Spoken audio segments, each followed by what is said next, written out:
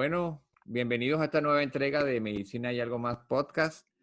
En esta ocasión tenemos invitado a un viejo amigo y compañero, el doctor Ignacio Tarona. Él es médico cirujano graduado de la Universidad Central de Venezuela, mención magna cum laude, especialista en cirugía general, egresado del Hospital Vargas de Caracas, Universidad Central de Venezuela. Él es especialista en cirugía oncológica, egresado del Instituto Oncológico Luis Racetti, de la Universidad Central de Venezuela también, cirujano en trasplante hepático del Programa Metropolitano de Trasplante Hepático.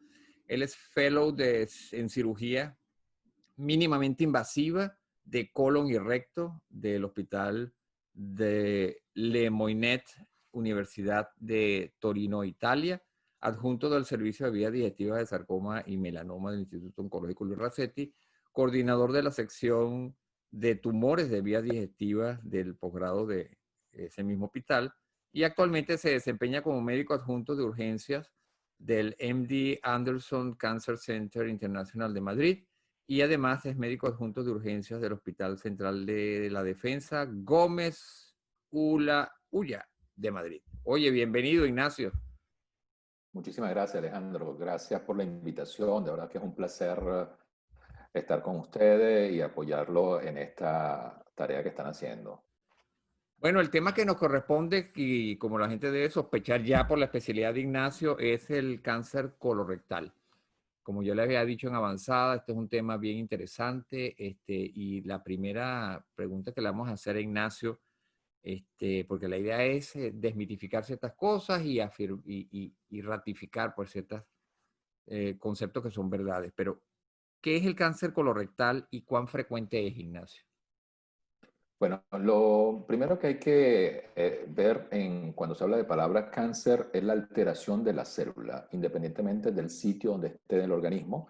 Y entonces tenemos una célula que es atípica, que no es diferenciada, que puede ser diferenciada, pero que crece de manera anormal, de manera irregular y desorganizada. Entonces, el cáncer colorectal es la presencia de este grupo de células que prácticamente se convierte en lo que se llama un tumor maligno, sea en el colon o en el recto. Hay que diferenciar que son dos órganos diferentes. Y en el colon, que está al lado derecho y el lado izquierdo, en el recto, como le dije, que las entidades pronósticas y el tratamiento es diferente. Con respecto a la prevalencia del cáncer colorectal, es la tercera causa más frecuente de cáncer en los Estados Unidos y se estima que los nuevos casos, la incidencia para el 2020, tengamos en hombres aproximadamente de 100 a 105 mil casos nuevos y de cáncer de recto 45 mil nuevos casos aproximadamente. Perfecto. Inclusive la mortalidad es la tercera causa de mortalidad también. Se estima que la mitad de estos pacientes de cáncer de colon actualmente todavía van a tener una mortalidad, unos 50 mil casos en el año 2020. Ahora, ¿cualquier persona puede padecer de cáncer de colorectal? Sí, ninguno está exento. Hay lo que se llama un cáncer colorectal esporádico y otro prácticamente que tiene que ver con la herencia y con la parte genética. Evidentemente, en el transcurso de la vida aproximadamente se dice que entre un 4 o 5% de la población en los hombres y más o menos igual en la mujer en 4% puede tener el cáncer colorectal. Y tú dijiste que hay un factor hereditario, o sea, que hay un cáncer colorectal que es hereditario. Sí, eso es muy importante porque allí ocurre un factor genético en donde hay como factor de riesgo una alteración en el ADN de esos pacientes y en eso hay dos grandes síndromes. Hay un síndrome que se llama síndrome de Lynch y hay otro tipo de cáncer que es una poliposis adenomatosa familiar. El síndrome de Lynch también se llama como un cáncer de colon hereditario no polipósico. Porque tenemos que entender que cuando estos tumores empiezan y son pequeños, empiezan en los pólipos. Y hay pólipos de diferentes tipos, que son sésiles y otros pediculados. Entonces, estos tipos de enfermedades hereditarias se ven en un 3 a 4% de los casos. Es más frecuente el síndrome de Lynch que la poliposis adenomatosa familiar. Y el síndrome de Lynch se acompaña inclusive de otro tipo de tumores que puede ser de endometrio, que puede ser de ovario e inclusive de mama. Ahora, vamos a hablar de factores de riesgo, como lo siguiente: el sexo, la edad, hábitos, raza, estilo de vida, el fumar, el alcohol. Ya te disparé cualquier cantidad de factores de riesgo, pero ¿qué nos puedes mencionar de Varios. cada uno de ellos? Bueno, digamos que con respecto al sexo más o menos es igual la relación entre hombre y mujer. La edad, por supuesto, dentro de los programas de screening para el cáncer colorectal, empieza en los pacientes que no tienen factores de riesgo a partir de los 50 años. Y por supuesto, el pico de mayor incidencia con respecto a la edad aumenta entre los 50 y 60 años, que es más o menos la quinta, sexta década de la vida, que es el pico. En cuanto a los hábitos, pues evidentemente el hábito tóxico, llamemos el alcohol en exceso, como el fumar, son, como todo, pues influye en la parte de oncología y también influye como factor de riesgo en el cáncer de colon. El estilo de vida, el ejercicio y no ser sedentario es un factor protector que se ha demostrado para este tipo de cáncer. Inclusive factor de riesgo como la obesidad, y ya dije la inactividad física, y El bueno, cigarrillo. sí, el cigarrillo es fundamental, es un factor de riesgo muy importante en esto. Y con respecto a la alimentación, que se considera, porque estos son factores de riesgo que son controlables, o sea que la misma persona, el individuo, puede disminuir el riesgo haciendo una vida con un buen ejercicio, un buen grado de alimentación, evitar las carnes rojas, tal como res, cerdo, cordero, hígado, etcétera, y los alimentos procesados. Lo importante como factor protector son todo lo que es verdura, vegetales, frutas y granos integrales, y eso hace pues, que sea protector en este caso. Ahora bien, si yo tuve cáncer, por ejemplo, de próstata, me lo Ajá. diagnosticaron a tiempo, o tuve otro tipo de cáncer, ¿ya eso me hace tener más riesgo para padecer de cáncer colorectal, sí o no? O si la mujer tuvo cáncer de mama Eh, previamente, ¿tiene más riesgo de tener cáncer colorectal? Bueno, eso depende del órgano. Por ejemplo, si una mujer tuvo cáncer de mama y de alguna manera tiene alteraciones genéticas hereditarias y cae en este síndrome de Lynch que te dije, sí aumenta el riesgo de cáncer colorectal como un segundo primario. El cáncer de próstata generalmente depende del tratamiento. En ocasiones la próstata como único tratamiento es la radioterapia y sabemos que la radioterapia a largo plazo puede inducir de alguna manera y detrás de la próstata está el recto, puede inducir de alguna manera unos cambios atípicos en la célula que pudieran degenerarse en un tipo de tumores especiales, quizás diferente al adenocarcinoma, o aumentar un poco el riesgo. Pero va a depender de cada paciente y del factor genético que se presenta en segundos primarios como cáncer colorectal. Y tener otras comorbilidades, por ejemplo, ser diabético, ya tú mencionaste la obesidad, puede ser un factor de riesgo. Bueno, enfermedades médicas, cardiovasculares, diabetes como tal, per se no está demostrado en los estudios. Lo que sí es que generalmente pues la diabetes se acompaña de obesidad y entonces la obesidad que se acompaña a su vez de sedentarismo, etcétera, pero una cardiopatía isquémica o otras enfermedades no son directamente, digamos, incide en la aparición del cáncer colorectal. Ahora, en cuanto a la alimentación, que ya tú la mencionaste, pero ¿qué tipo de alimentación es el que la que debo evitar? ¿Qué tipo de alimentación es la que debo tener? Porque se habla tanto de alimentos de alto contenido en fibra. ¿Realmente esto puede prevenir el cáncer colorectal? Bueno, sí, de hecho, hay que evitar el alto consumo de carnes rojas, tal como carne de res, cerdo, cordero, el hígado, como les dije, y la carne procesada, inclusive en los perros calientes, que llaman los hot dogs, y en los embutidos. Eso hay que evitarlo, ¿no? En el sentido que, por supuesto, todos comemos carne roja, pero claro, no es lo mismo comerlo todos los días que una vez a la semana. Sabemos que la carne es blanca, pescado, etcétera, pues eso protege. Y aún más si la fibra está demostrado que la fibra que está en la fruta, en las verduras, en los granos, en la, ¿cómo se llama? La lentejuela de fibra, hace que eso proteja contra el cáncer colorectal, porque tiene una explicación aparentemente que aumenta digamos, la absorción de agua en las heces, tiene que ver con la microbiótica del lumen colónico intestinal.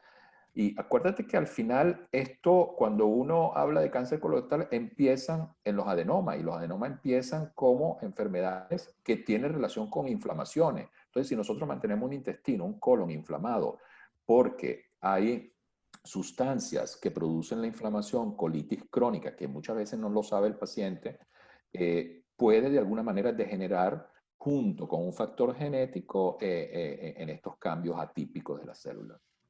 Ahora, tú mencionaste los pólipos. Y entonces mi pregunta es, ¿se me diagnosticó un pólipo? ¿Tengo un pólipo quiere decir que ya tengo cáncer colorectal? ¿O tengo un alto No, riesgo de tener cáncer colorectal? es una pregunta bien interesante y mucho más frecuente que inclusive el cáncer colorectal. Si nosotros empezamos diciendo como una premisa que en el screening, es decir, en la pesquisa o en el cribado, como lo dicen aquí en España, todo paciente sin factor de riesgo hereditario mayor de 50 años debe hacerse una colonoscopia. En esa colonoscopia pudiéramos diagnosticar más frecuentemente pólipos que cáncer. Entonces, ¿qué es un pólipo? Un pólipo es como una excrescencia que lo hay pediculado, que tiene un tallo, o no pediculado, que son sésiles, y estos pólipos no necesariamente es un cáncer colorectal. De hecho, el mayor porcentaje son adenomatosos. Y adenomatosos son un tejido que crece, que se llama hiperplasia, es como si crecieran las mismas células normales, pero más de la cuenta, y no necesariamente degenera un cáncer colorectal. Luego, hay pólipos que sí son atípicos y que pueden ser el inicio de un cáncer colorectal. Pero el tener pólipo, por ejemplo, me hacen la colonoscopia. Ya yo tengo, por Ajá, supuesto, tenemos más de 50 años. Nos hacemos la exacto. colonoscopia. Encuentra el endoscopista un pólipo. En ese momento no sabe diferenciar si el pólipo es un pólipo que es, digamos, que tiene tejido maligno o no. Es indicación retirar todos los Claro. pólipos que encuentra en su camino el endoscopista. Sí, sí, de hecho, vamos a hablar de pólipos del colon, ¿no? Y como Exacto. bien dije, hay un colon del lado derecho y un colon del lado izquierdo generalmente que se divide, ¿no? Y son más frecuentes los pólipos del lado izquierdo que del derecho, diferente al recto, que también hay pólipo. Entonces, evidentemente, la colonoscopia que explora todo el colon y el recto, todos los pólipos que se consiga el endoscopista con experiencia va a saber, aparte que si son pediculados o sésiles, debe retirarlo, porque así sean menos de 1 centímetro o mayores de 1 centímetro. Hay pólipos que son sencillos de extirparlo y otros. ¿Por qué? Porque eso hay que ir a biopsia. Y la biopsia del pólipo es lo que va a decir si es un pólipo adenomatoso, hiperplásico, con displasia, aserrado, etcétera, dentro de la clasificación de los pólipos. Y el que me va a decir que es un pólipo que tiene un adenocarcinoma, porque el diagnóstico de cáncer es adenocarcinoma. Y entonces quiere decir que extirpando los pólipos, eso es una medida de prevención para el cáncer colorectal. Sí, de hecho, eso va condicionado como una medida de prevención primaria, la colonoscopia más la extirpación de los pólipos que nos consigamos en el camino de la colonoscopia, como tú bien dijiste. Ok, me ¿Por extirparon qué? todos los pólipos, Ignacio. No me quedó ni Mm, uno. Ya no me hago mm. más endoscopia. No me vuelve a salir pólipo. No, a ver, es que eso va a depender, las colonoscopias a partir de los 50 años, si tú haces una colonoscopia y no ves ningún pólipo en una Ok. persona que tiene factor de riesgo, las guías de la NCCN, que es digamos, la guía americana con cáncer, las llevó a 10 años. Anteriormente eran 5 años, pero ahorita son inclusive hasta 10 años. Si no tengo factor de Probablemente, riesgo. exactamente, si no Ok. tiene factor de riesgo. Ahora, si tiene factor de riesgo familiar, hereditario, o un familiar consanguíneo primario, el padre o la madre haya tenido un cáncer de recto, hay que disminuir la edad, hay que empezar a hacer la colonoscopia de screening a los 40 años. En esta colonoscopia nosotros podemos ver que no hay nada. Y si no hay nada, con factores de riesgo hay que hacerla cada 5 años, de 3 a 5 años, pero sin factores de riesgo cada 10 años. Ahora bien, si nosotros conseguimos pólipos, va a depender del tipo de pólipo que es por la biopsia y por el tamaño que tiene el pólipo cuando vamos a repetir la colonoscopia. Por ejemplo, un pólipo de bajo riesgo, que es un adenoma, que tiene menos de 2 pólipos, que no son muchos, puede ser 1 o 2, con un tamaño menor de 1 centímetro, ese paciente se comporta como la población general y le podemos hacer una colonoscopia entre 5 y 10 años.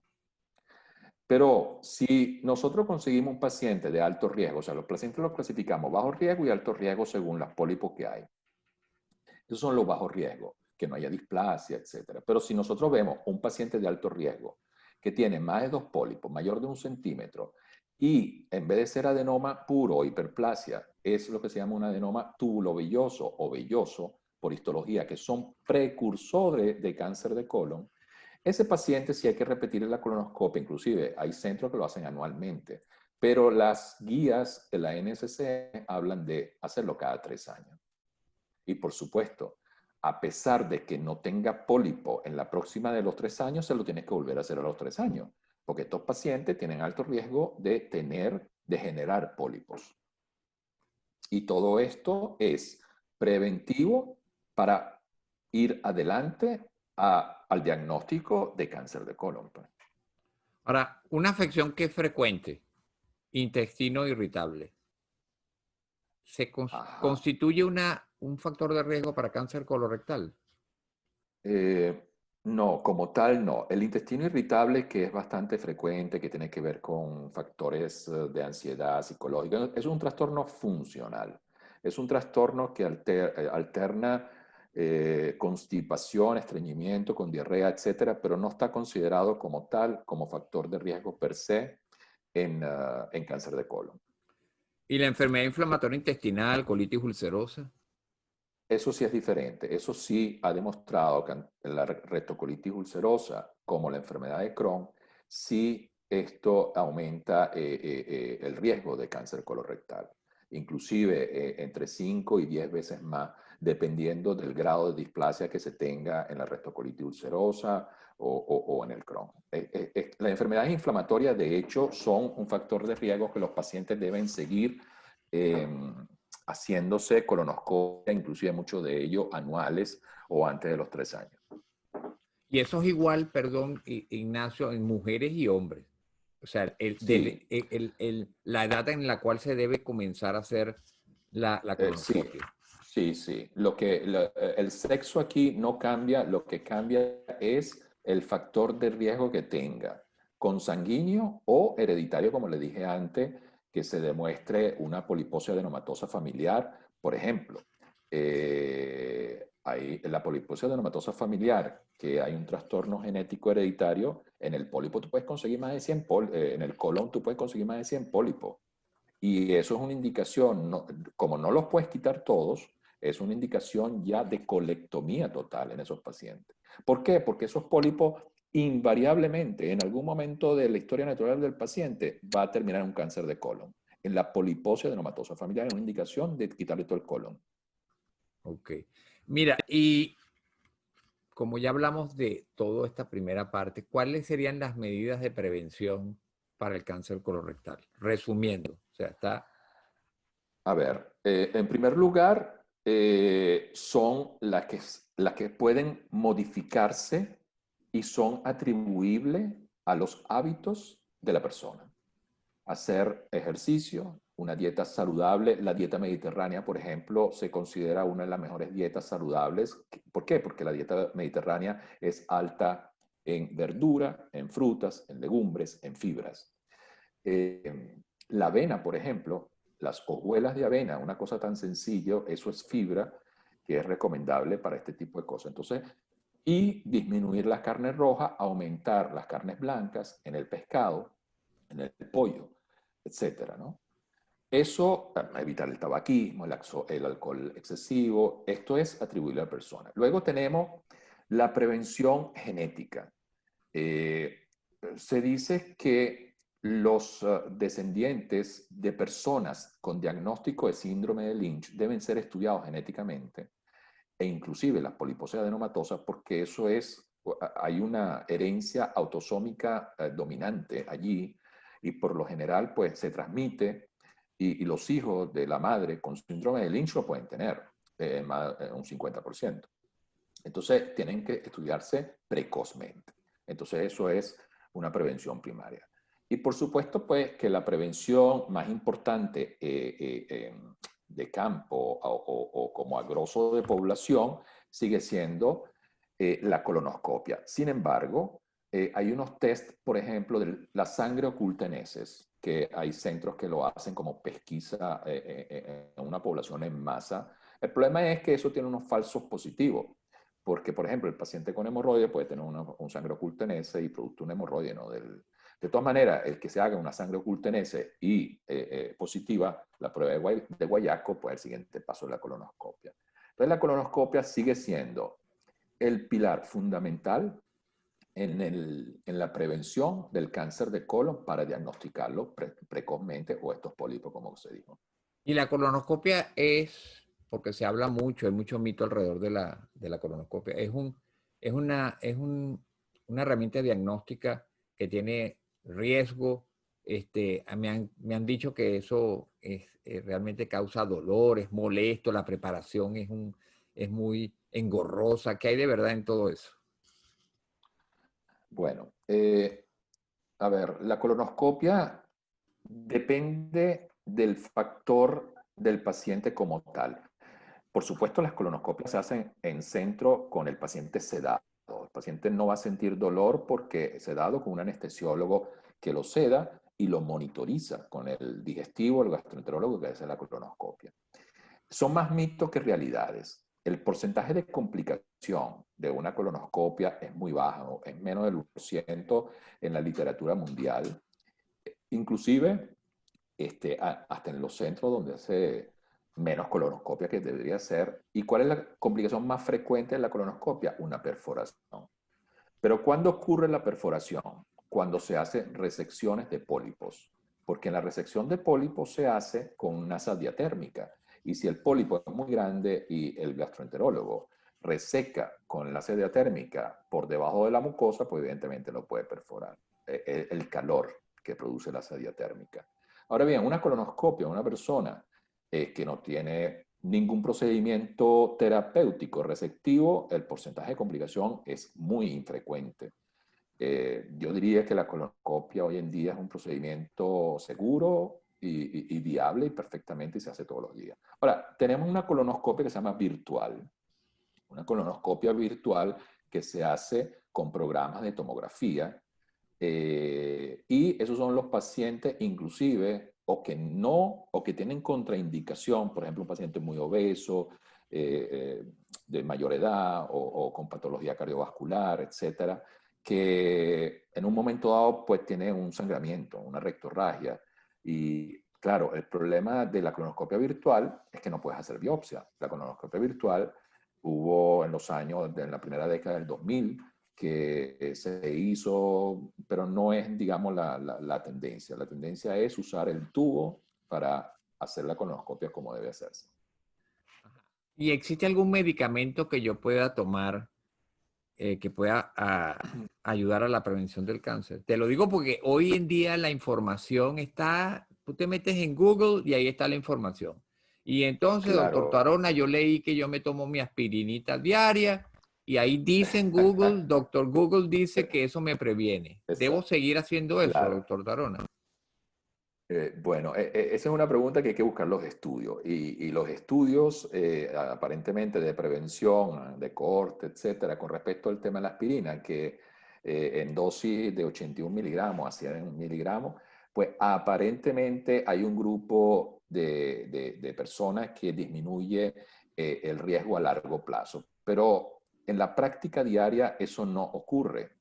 Claro, sería interesante ver, por ejemplo, cómo todos los pacientes con enfermedad cardiovascular que tenemos y que toman la aspirina de 100 miligramos, si a largo plazo tienen o no disminución de la incidencia de cáncer colorectal. Nosotros en la práctica, tanto en la práctica quirúrgica como en la práctica de urgencia, etcétera, donde podemos combinar ambos pacientes, nosotros vemos una cantidad de pacientes con cáncer colorectal y que llevan años tomando aspirina. Eso quiere decir que no los ha protegido. Entonces, eso no está documentado ni tiene un nivel de evidencia como para decir, bueno, mira, tómate la aspirina se indica, y tú lo sabes mejor que yo como internista y como terapista, pues en enfermedades cardiovasculares o el que tú puedas ACV, el ictus, etcétera, pero no lo indicamos nosotros como prevención de cáncer de colon. Las prevenciones son los factores que se dijeron anteriormente. Perfecto. Ahora vamos a entrar en el tópico de síntomas. ¿Cuáles son los síntomas más frecuentes? Que debo estar alerta con esos síntomas. Y además, ¿puedo tener cáncer colorectal y estar asintomático? Sí. Entonces, vamos a dividir los pacientes en asintomático y sintomático. Por supuesto, el paciente asintomático es el que se va a hacer la colonoscopia de screening, se le consigue un pólipo y el pólipo es un adenocarcinoma. Entonces, claro, puede ser un pólipo pediculado en donde el adenocarcinoma está sin invadir el tallo, tú le quitas el pólipo y el paciente está curado, digamos, no hay que hacerle más nada. También tú puedes tener un paciente asintomático que le consigues una lesión en el colon izquierdo pequeña y haces la biopsia, es un adenocarcinoma y ya tiene que ir a cirugía porque la lesión es más grande. Entonces sí hay pacientes asintomáticos. Ahora bien, los pacientes sintomáticos dependen de la ubicación de la lesión. Si la lesión está ubicada en el colon derecho, todo lo que es ciego, colon ascendente hasta el transverso, digamos que esos pacientes tienen síntomas constitucionales y el síntoma más frecuente es la anemia. ¿Por qué? Porque ese tumor sangra de manera crónica y ese paciente puede llegar a tener 7, 8 gramos de hemoglobina y no sabe por qué. Y es el tumor del lado derecho que sangra y tiene una pérdida de peso. Y no tiene rectorragia, porque la sangre, el sangramiento es muy, digamos, muy escaso, pero lo hace de manera crónica y cae en el grupo de pacientes con una anemia crónica, ferropénica crónica. Entonces, esos pacientes tienen síndrome de pérdida de peso, que pueden perder muchísimos kilos, y la anemia. Sin embargo, cuando el tumor está del lado izquierdo, lo más frecuente de estos pacientes, más hacia el recto, es que se presenten con rectorragia, es decir, sangre puede estar acompañado o no de heces. Sin embargo, hay que también ver que el tumor puede ir creciendo y hay pacientes que no dicen que han sangrado o no se dan cuenta y ese tumor puede ir creciendo a tal punto de que estenosa obstruye la luz del colon sigmoide y el paciente debuta como una obstrucción intestinal. Entonces el paciente se distiende el abdomen, es una obstrucción intestinal y es un tumor que puede ser del colon sigmoide. Y la peor cosa que puede pasar es que el síntoma sea un abdomen agudo por una perforación de un tumor, sea del lado derecho como del lado izquierdo. Por ejemplo, hay casos en los cuales mayores de 60, 65 años, con dolor en la fosílica derecha, que lo meten a operar y resulta que no es un apéndice, sino que es un tumor de colon de ciego, perforado, emplastronado, y ya el pronóstico cambia, porque si un tumor se perfora, evidentemente las células salen del sitio del órgano y entran a la cavidad abdominal y el pronóstico es diferente. O sea que no, eh, si no tengo sangre en las heces, no quiere decir que no tengo cáncer colorectal. No es necesario que haya visualmente la presencia de sangre. Claro, el hecho de que no haya sangre en las heces o no, o si, y no haya rectorragia, no quiere decir que no tenga tumor, lo puede tener, porque está el grupo de pacientes asintomático y que ese tumor no sangra. Es más, el que más sangra es el recto, el tumor de recto, pero el de colon no sangra tanto, el de colon izquierdo no sangra tanto como el de recto. De hecho, casi no sangra. O sea, o la Igualito que si no tendencia es, tengo síntomas, no quiere decir que no lo tenga, porque ya tú explicaste que había el claro, cáncer hay otro colorectal síntoma. asintomático. Sí, hay otro síntoma que es el cambio de la característica de las heces y el cambio de digamos, de estreñimiento, diarrea, etcétera, de lo que es el hábito intestinal. Eso es importante. Y eso hay que ver si el paciente tiene o no colon irritable. ¿Por qué? Porque el paciente que tiene colon irritable, pues ya sabemos que cambia estreñimiento, que cambia con diarrea, etcétera. Pero son pacientes generalmente jóvenes, pacientes de 30 años, 40 años, o quizás menos, 25, porque tiene mucho que ver la ansiedad, el estrés, etcétera. Pero el paciente que empieza que todos los días tiene un hábito intestinal diario y que de repente empieza a tener cambio en el hábito intestinal y nota un cambio en lo que se llaman heces asintadas, eso es un signo muy importante que ese paciente debe ir a hacerse, a evaluarse con el digestivo, con el gastroenterólogo para hacerse una colonoscopia. ¿Por qué? Porque cuando el tumor está en el colon sigmoide, que es donde se forman las heces más, digamos, la forma como tal, allí, al pasar a través de un tumor que obstruye la luz, que la luz en vez de ser 100%, baja 50%, 40%, pues las heces no salen redondas, sino salen en forma de cinta. Eso es un síntoma, un signo que el paciente debe evaluar y acudir al médico. Ok, y me diagnostican un pólipo que tiene, que, digamos, por decirlo así, un pólipo que no es benigno, pues, es maligno. Ajá. Eso es sinónimo de que ya está, me voy a morir. Tengo cáncer colorectal. No, no, no, Es una sentencia de absolutamente muerte el hecho de que me diga el doctor Tarona, se te diagnosticó un cáncer colorectal. no. El cáncer colorectal tiene una clasificación de estadios que va del 1 al 4. Si nosotros diagnosticamos precozmente un estadio 1 con un cáncer, por ejemplo, hay una clasificación que se llama TNM, que el T no es el tamaño, sino la infiltración de la pared del órgano. Por ejemplo, un T1 que infiltra, porque estos tumores, que generalmente en el 98% de los casos son adenocarcinomas, nacen en la mucosa del colon, que es la parte que mira hacia la luz de las glándulas de la mucosa. Si este tumor crece en la pared del colon y llega hasta la submucosa, se llama T1. Luego, si llega hasta la muscular, que tiene el tubo del colon, es T2.